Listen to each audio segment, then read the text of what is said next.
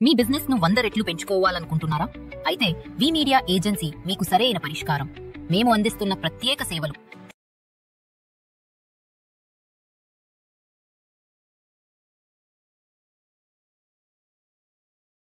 High viewers, welcome to VTV entertainment. నేను మీ మధు. మరి టాలీవుడ్లో సీక్వెల్ మేనియా గురించి మాట్లాడుకుందాం. వచ్చే సినిమాలు, రిలీజ్ డేట్స్, బాక్స్ ఆఫీస్ అవకాశాలు ఏమేమి ఉండబోతున్నాయో ఇప్పుడు మనం చూద్దాం.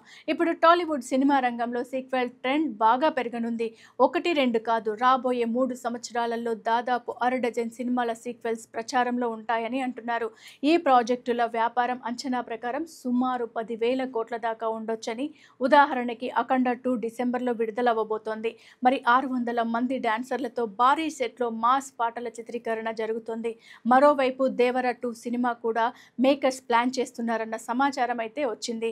మరి స్క్రిప్ట్ను కొరటాల శివ పూర్తి చేశాడట. కానీ కొన్ని సీక్వెల్స్ ఇంకా స్పష్టతకి దూరంగా ఉన్నాయని చెప్తున్నారు.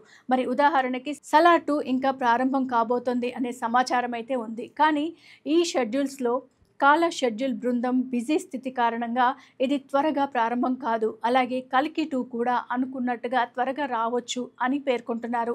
ఇతర సీక్వెల్స్ విషయాల్లో జై హనుమాన్ గురించి ప్రకటించారన్న మాట ఉంది. కానీ దాని ప్రారంభ తేదీ ఇంకా అయితే స్పష్టంగా లేదు.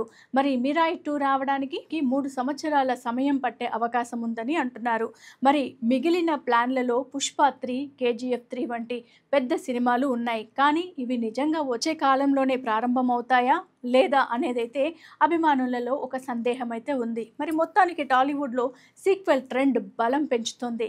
భారీ అంచనాలతో, భారీ బడ్జెట్తో ఈ సినిమాలు రూపొందించబోతున్నాయి. కానీ విడుదల తేదీలు, నిర్మాణ ప్రగతి, మార్కెట్ పరిస్థితులు ఇవన్నీ కీలకంగా ప్రభావం చూపించబోతున్నాయి. మరి ఈ వీడియో మీకు నచ్చితే లైక్ చేయండి, షేర్ చేయండి, మా ఛానల్ని సబ్స్క్రైబ్ చేయడం మర్చిపోకండి.